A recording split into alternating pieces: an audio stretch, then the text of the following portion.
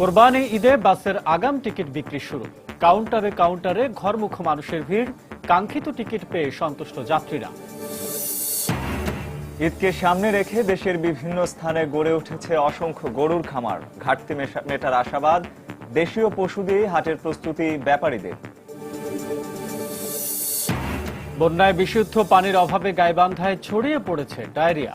24 ঘন্টায় হাসপাতালে ভর্তি শতাধিক, চিকিৎসা দিতে হিমশিম খাচ্ছে হাসপাতালগুলো।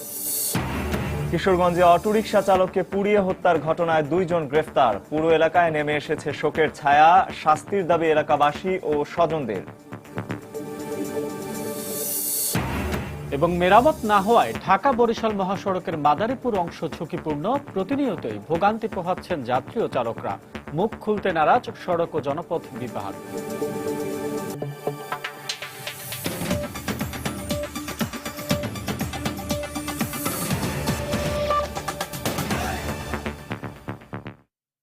বাংলা সময়ের সঙ্গে আছি আমি রঞ্জন শুভ্র এবং আমি আসাদ আজিব। ঈদুল আজহা উপলক্ষে ঢাকা থেকে দেশের বিভিন্ন রুটের বাসের আগাম টিকিট বিক্রি শুরু হয়েছে। সকাল 6টা থেকে রাত 8টা পর্যন্ত চলবে টিকিট বিক্রি। আগাম টিকিট বিক্রির প্রথম দিন উত্তরাঞ্চলের কয়েকটি রুটের বাসে বাড়তি ভাড়া নেওয়ার অভিযোগ করেছেন যাত্রীরা, যদিও এ ধরনের অভিযোগ অস্বীকার করেছেন কর্তৃপক্ষ। শুক্রবার সকাল 6টা থেকে রাজধানীর গাবতলী বাস টার্মিনাল ও কল্যাণপুর বাস স্ট্যান্ড থেকে দেশের বিভিন্ন রুটের অগ্রিম টিকিট বিক্রি শুরু হয়।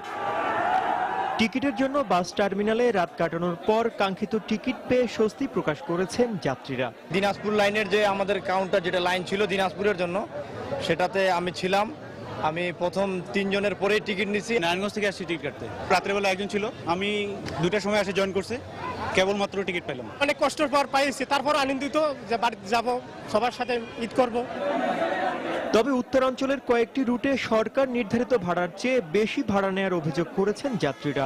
এছাড়া কয়েকটি কাউন্টার থেকে নির্ধারিত সময়ের আগেই টিকিট বিক্রি শুরু হয়েছে বলে অভিযোগ তাদের। আমি যাব নাটোরে, আগের ভাড়া ছিল 370 টাকা। 24 তারিখ সকাল 10টার টিকিট নিয়েছি, রাখছে 630 টাকা। সকাল থেকে এসে দেখি যে অলরেডি টিকিট বুকিং হয়ে গেছে, বিক্রি হয়ে গেছে। 8টার সময় টিকিট ছাড়ার কথা, আপনারা তো সবই দেখছি টিকিট বুকিং করে দিয়েছেন, তা কবে টিকিট ছাড়লেন? বলতে আমরা গতকালই টিকিট ছেড়ে দিচ্ছি। যদিও এ ধরনের অভিযোগ অস্বীকার করে বাস কাউন্টারগুলোর পক্ষ থেকে বলা হচ্ছে, নিয়ম মেনেই অগ্রিম টিকিট বিক্রি করছেন তারা। আগেও যা ছিল গভর্নমেন্টের ভাড়া এখনো তাই আছে, আমাদের কোনো ভাড়া কোনো বৃদ্ধি হয়নি। যে শিডিউল দেওয়া আছে এই শিডিউলগুলো ফিল আপ হয়ে গেলে যখন দেখলাম যে আরো যাত্রীর সংখ্যা আরো বাড়তি আছে, আমরা কিছু গাড়ি সংযোজন করব। ঈদের আগ পর্যন্ত প্রতিদিন সকাল 6টা থেকে সন্ধ্যা পর্যন্ত অগ্রিম টিকিট বিক্রি করা হবে বলে জানিয়েছে কর্তৃপক্ষ। তানিন মেহেদি, সময় সংবাদ, ঢাকা। ভারত থেকে গরু আসা বন্ধ থাকায় যশোরে গড়ে উঠেছে অসংখ্য গরুর খামার। আর কোরবানিকে সামনে রেখে এই খামারে মোটা তাজা করা হচ্ছে 30,000 গরু। এদিকে জেলা প্রাণী সম্পদ কর্মকর্তার দাবি, আসন্ন ঈদে ভারতীয় গরু না আসলেও এ অঞ্চলের চাহিদা পূরণে সক্ষম হবে খামারগুলো। যশোর প্রতিনিধি জুয়েল মৃধার তথ্য ও শেখ জালালউদ্দিনের ছবি নিয়ে ডেস্ক রিপোর্ট। চলতি বছরের শুরুতে ভারতীয় স্বরাষ্ট্রমন্ত্রী সীমান্তে গরু পারাপার ঠেকাতে কঠোর নির্দেশ দেয় বিএসএফকে। এরপরই সীমান্ত দিয়ে পুরোপুরি বন্ধ হয়ে যায় গরু আসা। আর এ কারণে দেশি গরুর চাহিদা বাড়ায় যশোর অঞ্চলে গড়ে ওঠে অসংখ্য ছোট ছোট খামার। কোরবানির ঈদকে সামনে রেখে এসব খামারে গত 6 মাসে গরু মোটাতাজাকরণ চলছে। জেলার প্রাণী সম্পদ বিভাগের তথ্যমতে 30,000-এরও বেশি গরু পরিচর্যা করা হচ্ছে খামারগুলোতে। এতে কর্মসংস্থান হয়েছে কয়েক হাজার মানুষের। খামার তৈরি করার পরে মনে করেন 50টা মতো গরু পুষেছি, পুষে লালন পালন করে গরুগুলো পুষ্ট হয়েছে। গরুর আসা বন্ধ হয়ে যাওয়ার পরে আমি খামার শুরু করলাম। আমি এখন 100 গরু রেখেছি, সামনে কুরবানিতে বাজার ভালো পাবো বলে। ফার্মে চাকরি করি, আমার 10-12 হাজার টাকা বেতন, তাতে মোটামুটি সংসার ভালোই চলে। আমি আগে ভ্যান চালাতাম, ভ্যানে ইনকাম ভালো হইতো না বুঝলে, এখন এই খামার হয়েছে, খামারে কাজ করি। এদিকে জেলার প্রাণী সম্পদ কর্মকর্তা বলছেন, ভারত থেকে গরু না আসলেও কোরবানিতে এই অঞ্চলের চাহিদা পূরণে সক্ষম হবে এসব খামার। যারা কুরবানি দেয় তারা মনে করছে যে গরুর দাম বেড়ে যাবে, কিন্তু দীর্ঘস্থায়ী যদি গরু আমদানি বন্ধ হয় তাহলে প্রান্তিক চাষিরা যারা গরু চাষে আরো আগ্রহী এবং গরুর খামার সংখ্যা আরো বাড়বে, তাহলে আমাদের সংকট সেটা থাকবে না। প্রাণী সম্পদ বিভাগ জানিয়েছে, যশোর অঞ্চলে কোরবানির জন্য 25,000 গরুর চাহিদা রয়েছে। সময় সংবাদ, যশোর। বেসরকারি বিশ্ববিদ্যালয়ের উপর আরোপিত ভ্যাট বাতিল করার প্রতিবাদে সাম্প্রতিক সময়ে আন্দোলনরত শিক্ষক শিক্ষার্থীদের পক্ষ থেকে রাজধানীর গুলশান ক্লাবে সংবাদ সম্মেলন করা হচ্ছে। দর্শক, আমরা এখন সরাসরি চলে যাচ্ছি সেখানে। ভাইরা উপস্থিত ছিলেন এবং সেদিন আপনার মনে আছে কিনা, আপনার একটু খেয়াল করলে আমার চেহারাটা আবার অনেকে ভুলে না, কারণ আমার চোখটা একটু অন্যরকমের, তো সবাই চিনে ফেলে। তা আমি ওই দিন কিন্তু বলছিলাম যে আজকে মাননীয় শিক্ষামন্ত্রী মহোদয় বলতে হবে যে উনি আমাদের এই ভ্যাটটা কি উঠাইতে চান কি চান না, বা ভ্যাটটা উনি করেন কিনা আর কি, অ্যাকসেপ্ট করেন বা করেন না। এবং যদি উনি বলে যান এখানে, তাহলে আমরা সন্তুষ্ট হব। ওনাকে আমি রিকোয়েস্ট করছিলাম এবং ওনার বক্তব্যে উনি কিন্তু তখন বলছিলেন যে ভ্যাটটা উঠানোর ব্যাপারে উনি মাননীয় অর্থমন্ত্রী এবং মাননীয় প্রধানমন্ত্রীর সঙ্গে উনি কথা বলবেন। তাতে আমরা আশ্বস্ত হয়েছিলাম যে ভ্যাটটা মনে হয় উঠে যাবে, এটাই আমরা আশ্বস্ত হয়েছিলাম। এবং পরবর্তীতে দেখলাম যে না, এটা হয় নাই। এবং এই ব্যাপারে আমরা বললাম যে মাননীয় অর্থমন্ত্রী, অর্থ উপদেষ্টা, শিক্ষামন্ত্রী সবখানেই এবং এনবিআর সবখানেই আমরা দেখা করছি এবং কথা বলছি। মাননীয় অর্থমন্ত্রী আমাদেরকে আশ্বস্ত করেছিলেন কিছুটা, কিন্তু পরবর্তীতে যেটা করছেন সেটা খুব একটা আমাদের জন্য ভালো হয় নাই বলে মনে করি।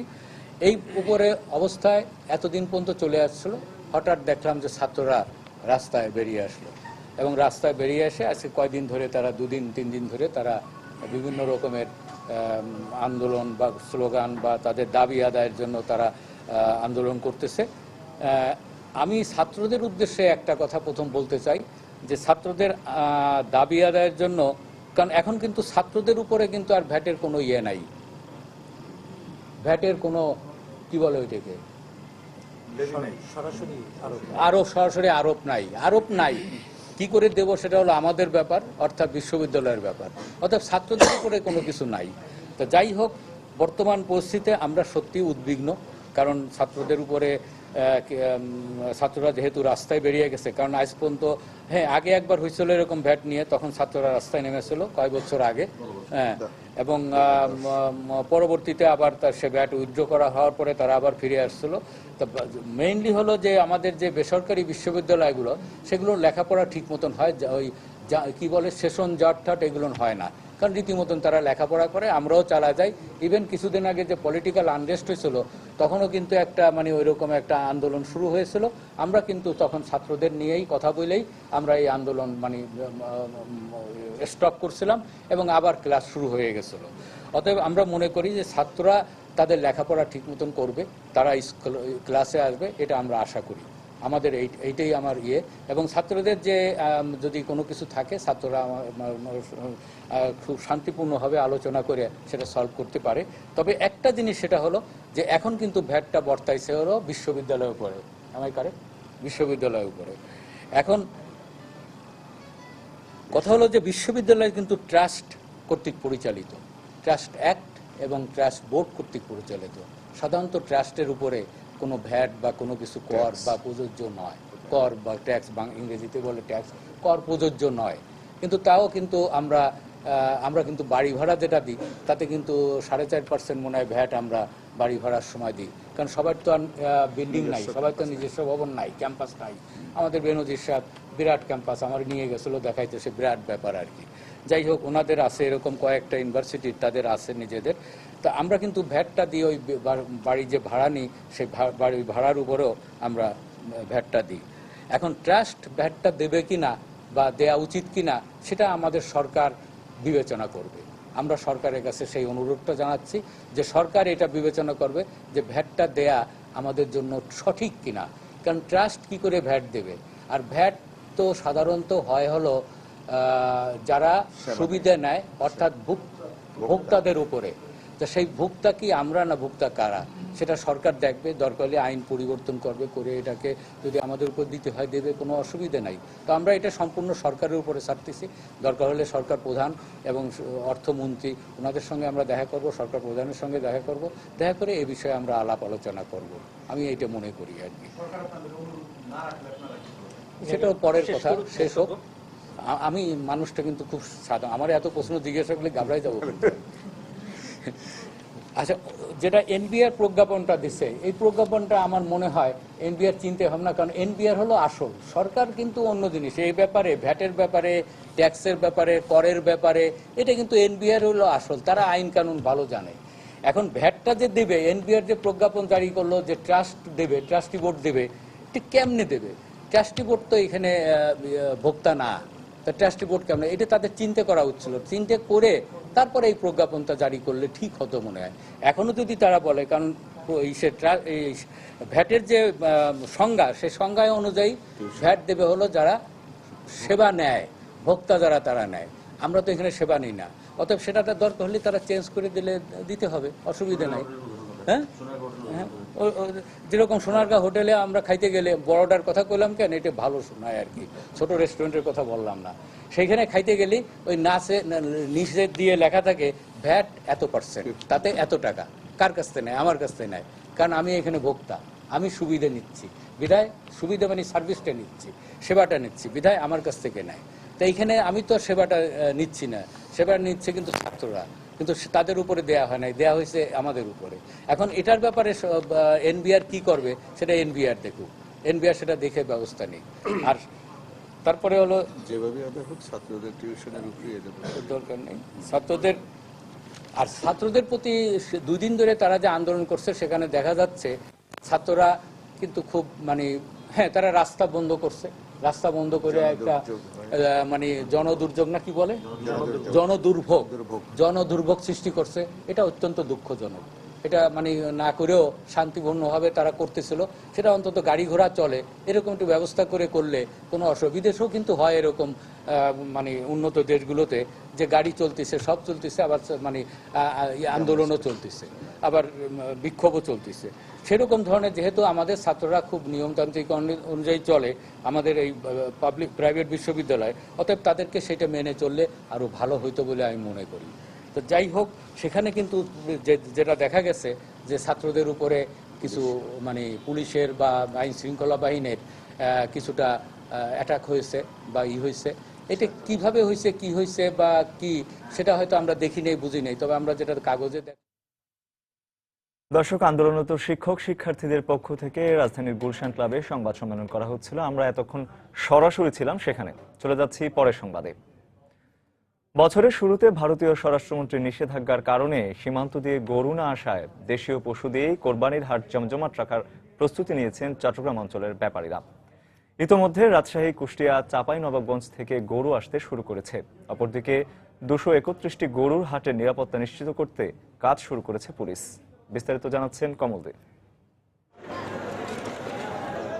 প্রতি বছরই ঐতিহ্য মেনে পরিবার প্রতি একাধিক পশু কোরবানি দেওয়া হয় বন্দরনগরী চট্টগ্রামে, যে কারণে গরুর চাহিদাও থাকে আকাশ ছোঁয়া।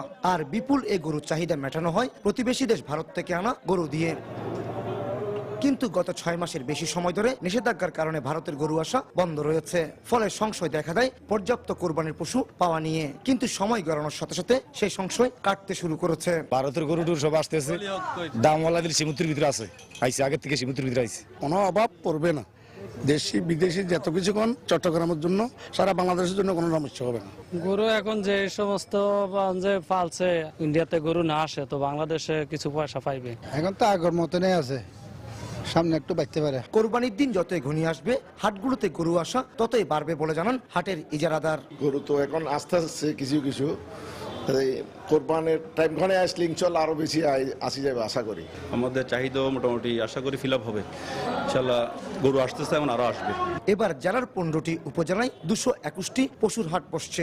এর মধ্যে 142টির অনুমোদন থাকলো, 79টি অনুমোদনহীন। প্রতিটি গরুর বাজারে আমাদের পর্যাপ্ত পুলিশ থাকবে, কন্ট্রোল রুম থাকবে এবং থানার ওসিদেরকে বিশেষভাবে নজরদারি রাখার জন্য যারা ইজারা নেবে তাদের সাথে, এবং ব্যবসায়ীদের আইন শৃঙ্খলাজনিত কোনো বিষয় থাকলে সেটা যেন তারা বিশেষভাবে নজরদারি রাখে সেই নির্দেশনা দেওয়া হয়েছে। আর নগরীর 10টি গরুর বাজারে নেওয়া হয়েছে অতিরিক্ত নিরাপত্তা ব্যবস্থা, বসানো হবে সিসিটিভি ক্যামেরা। গান পার্টি আর দ্বিতীয় হচ্ছে জাল টাকা, সেই ব্যাপারে আমাদের তো পুলিশের নিরাপত্তা থাকবে, পুলিশ বুথ থাকবে, জাল টাকা শনাক্তকরণের জন্য মেশিন থাকবে, পোশাকি পুলিশ এবং সাদা পোশাকে পুলিশ মোতায়েন থাকবে, কন্ট্রোল রুম করা হবে যেখানে মাধ্যমে আমরা গরু বাজারগুলো সিসিটিভির আওতায় নিয়ে এসে আমরা মনিটর করব।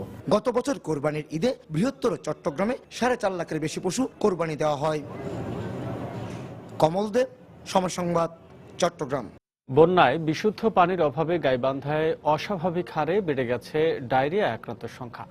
গত 3 দিনে 1.5 শতাধিক রোগী সদর হাসপাতালে ভর্তি হয়েছেন। এই অবস্থায় অতিরিক্ত রোগীর চাপ সামাল দিতে হিমশিম খাচ্ছেন চিকিৎসকরা। এদিকে রোগীর স্বজনদের অভিযোগ, জনবল সংকট ও শয্যার অভাবে সঠিক চিকিৎসা থেকে বঞ্চিত হচ্ছেন তারা। হেদায়েতুল ইসলাম বাবুর রিপোর্ট। স্বাভাবিক খাবার খেয়ে ঘুমানোর পর প্রথমে পেটের ব্যথা, এরপর কয়েকবার বমি আর অনবরত পাতলা পায়খানা। এই পরিস্থিতি গাইবান্ধা সদর উপজেলার বিভিন্ন জায়গায়। এই পরিস্থিতিতে ডায়রিয়া আক্রান্ত রোগীর চাপে তিল ধারণের ঠাঁই নেই গাইবান্ধা আধুনিক সদর হাসপাতালে। ডায়রিয়া ওয়ার্ডে রোগীর সংকুলান না হওয়ায় অস্থায়ী একটি ওয়ার্ডের পাশাপাশি হাসপাতালের মেঝে ও বারান্দায় থাকতে হচ্ছে রোগীদের। এছাড়া চিকিৎসক ও নার্স সংকটের কারণে রোগীরা চিকিৎসা সেবা পাচ্ছেন না বলে অভিযোগ স্বজনদের। অনেক কয়েকবার বমি করছে, আবার বাথরুমেও গেছে ৩-৪ বার, তারপরে আমরা সদরে নিলাম। কোনো নার্স টার্স কেউ নাই, যে আমরা নিজেরা এসে নিজেরাই ধরি। আমরাই যদি সেবা করি তো এখানে নিয়ে এসে লাভটা কি? একদিকে যেমন ডায়রিয়া পরিস্থিতির যে অবনতি হচ্ছে, আর একদিকে মানুষের এই রোগীদের থাকার সবচেয়ে বড় সংকট। এতগুলো রোগীর জন্য একটা বাথরুম, ওখানে বাথরুম আছে, সেখানে খোলা এখনো হয়নি। সুস্থ থাকার জন্য সকলকে পরিষ্কার পরিচ্ছন্ন থাকার পাশাপাশি নিরাপদ পানির পরামর্শ দিচ্ছেন চিকিৎসকরা। আর হঠাৎ করে আশঙ্কাজনক হারে ডায়রিয়া আক্রান্ত রোগীর সংখ্যা বেড়ে যাওয়ায় চিকিৎসকদের ছুটি বাতিল করা হয়েছে। শেষ রাতের দিকে আবার একটু বাড়ছে আমরা মনে করতেছি, পাশাপাশি রোগীর সংখ্যাও দেখা যাচ্ছে যে অনেক বেশি বেড়ে গেছে। তো এখনো আমরা আশঙ্কাজনক অবস্থায় আছি। তারা যেন অন্ততপক্ষে পানিটা ফুটিয়ে খায়, তারা তাদের পরিষ্কার রাখার চেষ্টা করে, বিশেষ করে বাথরুম ব্যবহারের আগে পরে হাত যাতে ধুয়ে করে পরিষ্কার করে। 1000 সিসির 100 ব্যাগ সেট সহ ক্যানুলা সহ আমরা দিয়েছি এবং সিভিল সার্জন মহোদয়ের সঙ্গে সার্বিক যোগাযোগ হচ্ছে যে যতটুকু আমাদের এখানে সমাজসেবা বিভাগের রোগী কল্যাণ সমিতির মাধ্যমে আমাদের তহবিল থেকে যদি প্রয়োজন হয় যে আরো যত ব্যাগ লাগবে আমরা দিতে প্রস্তুত আছি। এমন পরিস্থিতির জন্য বন্যার পাশাপাশি অপর্যাপ্ত স্যানিটেশন ও নিরাপদ পানির অভাবকে দায়ী করছে স্বাস্থ্য বিভাগ। আমাদের ওষুধপত্র বর্তমানে অ্যাভেলেবল আছে, cholera saline, IV fluid, cannula এবং স্যালাইন সেট সহ সমস্ত ওষুধ সরবরাহ আছে। সার্বিকভাবে চেষ্টা করে যাচ্ছি এবং আশা করতেছি পরিস্থিতির দ্রুত উন্নতি হবে। শুক্রবার বিকেলে গাইবান্ধা জেলা প্রশাসক সদর হাসপাতাল পরিদর্শন শেষে ডায়রিয়া আক্রান্ত রোগীদের জন্য 1300 ব্যাগ স্যালাইন এবং বিশুদ্ধ খাবার পানি স্বাস্থ্য বিভাগের কাছে সরবরাহ করেছেন। হেদায়েতুল ইসলাম বাবু, সময় সংবাদ, গাইবান্ধা। বাংলা সময় আরো থাকছে। শিমুলিয়া কাউড়াকান্দি নৌ রুটে মঙ্গলবার পর্যন্ত সব ধরনের ফেরি চলাচল বন্ধ। যানবাহনের চাপ বেড়েছে পাটুরিয়া দৌলতদিয়া রুটে। কিশোরগঞ্জে অটোরিকশা চালক শামীমকে পুড়িয়ে হত্যার ঘটনায় 2 আসামিকে গ্রেফতার করেছে পুলিশ। গতকাল রাতে মাদক সেবনে বাধা দেয়ায় হাত পা বেঁধে তার গায়ে পেট্রোল ঢেলে আগুন ধরিয়ে দেয় দুর্বৃত্তরা। রাতেই হাসপাতালে চিকিৎসাধীন অবস্থায় মৃত্যু হয় তার। এমন মৃত্যুতে পুরো এলাকায় নেমে এসেছে শোকের ছায়া। কিশোরগঞ্জ প্রতিনিধি বাবলু আহমেদের পাঠানো তথ্য ও ছবি নিয়ে ডেস্ক রিপোর্ট। পরিবারের একমাত্র উপার্জনক্ষম ব্যক্তিকে হারিয়ে অসহায় হয়ে পড়েছে পরিবারটি। সন্তানের এমন মৃত্যুতে অনিশ্চিত ভবিষ্যতের শঙ্কায় আহাজারি যেন থামছেই না। স্বজনরা জানান, মঙ্গলবার মাদক সেবনের সময় কিশোরগঞ্জের আমাটি গ্রামের 4 যুবককে বাধা দেন অটোরিকশা চালক শামীম। এতে ক্ষিপ্ত হয়ে তাকে মারধর করে ওই 4 যুবক। এ ঘটনার জের ধরে বৃহস্পতিবার রাতে বাড়ি ফেরার পথে শামীমের হাত পা বেঁধে গায়ে পেট্রোল ঢেলে আগুন ধরিয়ে দেয় তারা। এতে শামীমের শরীরের 80 ভাগ পুড়ে যায়। পরে হাসপাতালে চিকিৎসাধীন অবস্থায় মারা যান তিনি। বাধা দেওয়ার পরে বলছে যে না তর্কি না গাঞ্জা খাওয়া চলবে না। তারপরে স্যার ওই এরা মিলিয়া পেট্রোল লাইন না ওই ছেলেকে পুরা গলাইছে। আইসো থেকে সামনে কি হয়েছে তোর? আমার তো পেট্রোল দিলে এর জন্যই আলামিন, শফিক আর কয়েকজন আছে, সবার নাম আমি বলতে পারি না, আর আমার আগুন জ্বালাইছে। আমার নাতিনটা এইটাই সংসারটা চালাইছে, এটারে পুরিয়ে নেমে যাচ্ছে। বাবা আমি অন্যের কাছে বিচার পাই, এই সংসারটা চালাইবো, এই সংসারের দায়িত্ব কে হইব? এদিকে এ ঘটনায় শুক্রবার বিকালে 2 জনকে গ্রেফতার করেছে পুলিশ। লাশের সুরতাল রিপোর্ট প্রস্তুত করে লাশ ময়নাতদন্তের ব্যবস্থা করি। এই ব্যাপারে আমাদের জড়িত ব্যক্তিদের গ্রেফতারের অভিযান চেষ্টা চলছে। এই ঘটনায় জড়িতদের দ্রুত আটক করে দৃষ্টান্তমূলক শাস্তির দাবি জানিয়েছেন স্বজন ও এলাকাবাসী। সময় সংবাদ, কিশোরগঞ্জ। নাব্য সংকট নিরসনে আজ থেকে 15 সেপ্টেম্বর পর্যন্ত শিমুলিয়া কাউড়াকান্দি নৌ রুটে বন্ধ থাকবে সব ধরনের ফেরি চলাচল। সকালে বিআইডব্লিউটিসির পক্ষ থেকে ঘোষণা দেওয়া হয়। বিআইডব্লিউটিসির এজিএম মোহাম্মদ আশিকুজ্জামান জানান, দ্রুত ড্রেজিং করে নাব্য সংকট নিরসন ও ফেরি চলাচল স্বাভাবিক অবস্থায় ফিরিয়ে আনতে এই রুটে আগামী 5 দিন ফেরি সার্ভিস বন্ধ রাখার সিদ্ধান্ত হয়েছে। এ সময়ের মাঝে পদ্মা সেতুর কাজে ব্যবহৃত উচ্চ ক্ষমতা সম্পন্ন ড্রেজারের সাহায্যে নদী খনন করা হবে। এর আগে শিমুলিয়া কাওড়াকান্দি নৌ রুটে গত 20 আগস্ট থেকে রোরো ফেরি চলাচল বন্ধ আছে। শুধুমাত্র ছোট আকারে 3টি ফেরি দিয়ে সীমিত আকারে সার্ভিস চালু ছিল। এদিকে শিমুলিয়া কাওড়াকান্দি নৌ রুটে ফেরি চলাচল বন্ধ থাকায় পাটুরিয়া দৌলতদিয়া রুটে যানবাহনের চাপ বেড়েছে। উভয় ঘাটে পারাপারের অপেক্ষায় আটকে রয়েছে শত শত যানবাহন। দৌলতদিয়া ঘাটের ম্যানেজার মোহাম্মদ শফিকুল ইসলাম জানান, দেশের বৃহত্তম দুটি ঘাটের মাঝে শিমুলিয়া কাওড়াকান্দি রুটে ফেরি চলাচল বন্ধ থাকায় সকাল থেকে পাটুরিয়া দৌলতদিয়া ঘাটে ছোট বড় প্রায় 200 যানবাহন আটকা পড়ে আছে। এতে দুর্ভোগে পড়েছেন যাত্রীরা। এই রুটে বর্তমানে 9টি রোরো সহ মোট 17টি ফেরি চলাচল করছে। দেশের বিভিন্ন জেলায় বন্যা পরিস্থিতি অপরিবর্তিত রয়েছে। পানিবন্দী অবস্থায় দিন কাটাচ্ছেন কয়েক লাখ মানুষ। খাবার ও বিশুদ্ধ পানির অভাবে চরম দুর্ভোগের মধ্যে দিন কাটাচ্ছেন তারা। সিরাজগঞ্জে যমুনা নদীর পানি কমতে শুরু করেছে, কিন্তু এখনো বসত বাড়ি থেকে পানি না নামায় ঘরে ফিরতে পারছেন না নদী তীরবর্তী 5 উপজেলার সহস্রাধিক পরিবার। এদিকে দুর্গত এলাকায় দেখা দিয়েছে পানিবাহিত রোগের প্রকোপ। পরিস্থিতি মোকাবেলায় ইতিমধ্যে জেলা সিভিল সার্জনের পক্ষ থেকে 37টি মেডিকেল টিম গঠন করা হয়েছে। জামালপুরে বন্যায় কৃষি খাতের ব্যাপক ক্ষতি হয়েছে। জেলার 7 উপজেলার প্রায় 20,000 হেক্টর জমির ফসল পানিতে তলিয়ে গেছে। ক্ষতি পুষিয়ে নিতে এসব এলাকার কৃষকরা সরকারি সহায়তার দাবি জানিয়েছেন।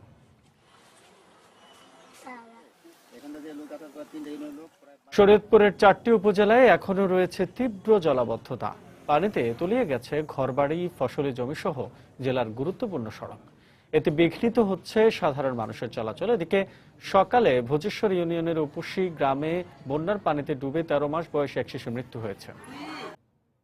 বন্যা যে এত কষ্ট করলাম তার আর কোনো শেষ নাই। 2বার আইলো পানি এরকম করে। টিউবওয়েল তোলা গেছে, দূরে দূরে থেকে পানি এনে খাওয়ার পানি করা লাগে। গরু বাছুর ধোয়ার জায়গা নাই। পাট বুনছিলাম, এটা কাটবার পারবে না, পানির তলে গেছে গা। তার মরিচের টাল করছিলাম, সেটা তলাই গেল। কৃষকের যে ক্ষতিপূরণটা হয়েছে, ক্ষতিপূরণটা যদি কালে একটু সরকার যদি কালে আমাদের একটু তাকায় দেয়, আমাদের যদি একটু তাকায় দেয়, তাহলে তো আমাদের একটু বাঁচার মতোই আছে। পঞ্চগড়ে সদ্য বিলুপ্ত ছিটমহলবাসীদের উন্নয়নে সরকার 170 কোটি টাকার উন্নয়ন পরিকল্পনা গ্রহণ করেছে বলে জানিয়েছেন স্থানীয় সরকার প্রকৌশল অধিদপ্তরের প্রধান প্রকৌশলী শ্যামাপ্রসাদ অধিকারী। দুপুরে পঞ্চগড়ের গাড়াতে ছিটমহল পরিদর্শনকালে সাংবাদিকদের তিনি একথা বলেন। 170 কোটি টাকার একটা প্রকল্প গভর্নমেন্টের কাছে জমা দিয়ে, যেটা গভর্নমেন্ট খুব হাইয়েস্ট প্রায়োরিটিতে দেখতেছে, তারপরে আমি এখানে ভিজিটে আসছি। এরপরে যদি আমি গিয়ে দেখি যে আমার আরো বেশি বাড়ানো লাগবে, তাহলে পরে আমরা গভর্নমেন্টের কাছে আরো বেশি টাকা চাইবো এবং আমরা আশা করি এই সামনের যে শুষ্ক মৌসুম, এর ভিতরেই আমরা কিন্তু শুরু করতে পারবো। চট্টগ্রামে নাশকতার পরিকল্পনার অভিযোগে শিবিরের 10 নেতাকর্মীকে আটক করেছে পুলিশ। বৃহস্পতিবার মধ্যরাতে অভিযান চালিয়ে তাদের আটক করা হয়। পুলিশ জানায়, পটিয়া উপজেলার গোবিন্দার কালী এলাকার একটি বাসায় শিবির কর্মীরা নাশকতার পরিকল্পনা করছে। এমন সংবাদের ভিত্তিতে সেখানে অভিযান চালানো হয়। এই সময় লিফলেট, ব্যানার, ফেস্টুন ও বেশ কিছু জিহাদি বইসহ শিবিরের 10 নেতাকর্মীকে আটক করা হয়। এ ঘটনায় নাশকতা পরিকল্পনার অভিযোগে পটিয়া থানায় একটি মামলা করেছে পুলিশ। গাজীপুর ও সাভারে পৃথক সড়ক দুর্ঘটনায় 5 জনের মৃত্যু হয়েছে, আহত হয়েছেন 9 জন।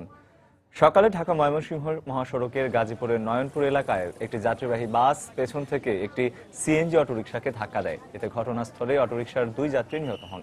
এ সময় আহত 4 জনকে উদ্ধার করে ময়মনসিংহ মেডিকেল কলেজ হাসপাতালে নেয়ার পথে আরও একজনের মৃত্যু হয়। এদিকে সাভারের জোরপুল এলাকায় ইট বোঝায় একটি ট্রাক নিয়ন্ত্রণ হারিয়ে উল্টে ঘটনাস্থলে ট্রাকের চালক লাল চানের মৃত্যু হয়। এছাড়া গতকাল রাতে ধামরাইয়ের জয়পুরা এলাকায় পৃথক সড়ক দুর্ঘটনায় 1 যাত্রী নিহত এবং আহত হন আরও 5 জন। চা বাগানের সুবিধাবঞ্চিত শিশুদের শিক্ষায় হবিগঞ্জে চালু হয়েছে অনলাইন স্কুল। জেলার মাধবপুর উপজেলার তেলিয়াপাড়া এলাকায় গড়ে তোলা এই স্কুলে নিয়মিত শিক্ষা নিচ্ছে প্রায় অর্ধশত ক্ষুদে শিক্ষার্থী। বেসরকারি উদ্যোগে পরিচালিত এই প্রতিষ্ঠানের শিক্ষকরা অনলাইনে রাজধানী থেকে 100 মাইল দূরের এই স্কুলে ক্লাস নেন। গতানুগতিক ধারার বাইরে হওয়ায় এর পাঠদান কৌশলে রয়েছে ভিন্নতা। আগ্রহ তৈরির জন্য অনলাইনে শিক্ষামূলক নানা ভিডিও দেখানো হয় শিক্ষার্থীদের। এরপর ক্ষুদে শিশুরা সেগুলো অনুসরণ করে শিক্ষকদের দেখায়। এদিকে প্রতিষ্ঠানটিতে শিক্ষার্থীদের সংখ্যা ক্রমেই বাড়ছে বলে জানিয়েছে স্কুল কর্তৃপক্ষ। তবে পদ্ধতিতে পাঠদান প্রাথমিক স্তরে সীমাবদ্ধ হলেও আগামীতে মাধ্যমিক পর্যায়ে তা উন্নীত করার পরিকল্পনা রয়েছে বলেও জানিয়েছেন তারা। স্কুলটির পরিচালনায় সার্বিকভাবে সহায়তা করছে গ্রামীণফোন। গাজীপুরে ইসলামিক ইউনিভার্সিটি অব টেকনোলজিতে বিজ্ঞান মেলার উদ্বোধন করেছেন পররাষ্ট্রমন্ত্রী আবুল হাসান মাহমুদ আলী। সকাল 9টায় এই মেলার উদ্বোধন করেন তিনি। তড়িৎ প্রকৌশল বিভাগের উদ্যোগে দিনব্যাপী এই বিজ্ঞান মেলার আয়োজন করা হয়। এতে দেশের 66টি শিক্ষা প্রতিষ্ঠানের শতাধিক শিক্ষার্থী অংশ নেন। তাদের উদ্ভাবিত বিজ্ঞান ভিত্তিক বিভিন্ন প্রকল্প মেলায় উপস্থাপন করেন তারা। মেলায় মিডিয়া পার্টনার হিসেবে রয়েছে সময় সংবাদ।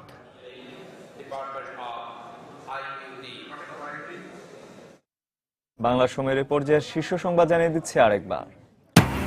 কোরবানি ঈদে বাসের আগাম টিকিট বিক্রি শুরু। কাউন্টারে কাউন্টারে ঘরমুখো মানুষের ভিড়। কাঙ্ক্ষিত টিকিট পেয়ে সন্তুষ্ট যাত্রীরা। ঈদকে সামনে রেখে দেশের বিভিন্ন স্থানে গড়ে উঠেছে অসংখ্য গরুর খামার। ঘাটতি মেটার আশাবাদ, দেশীয় পশু দিয়ে হাটের প্রস্তুতি ব্যাপারীদের। বন্যায় বিশুদ্ধ পানির অভাবে গাইবান্ধায় ছড়িয়ে পড়েছে ডায়রিয়া। 24 ঘন্টায় হাসপাতালে ভর্তি শতাধিক। চিকিৎসা দিতে হিমশিম খাচ্ছে হাসপাতালগুলো। এবং কিশোরগঞ্জে অটোরিকশা চালককে পুড়িয়ে হত্যার ঘটনায় 2 জন গ্রেফতার। পুরো এলাকায় নেমে এসে শোকের ছায়া।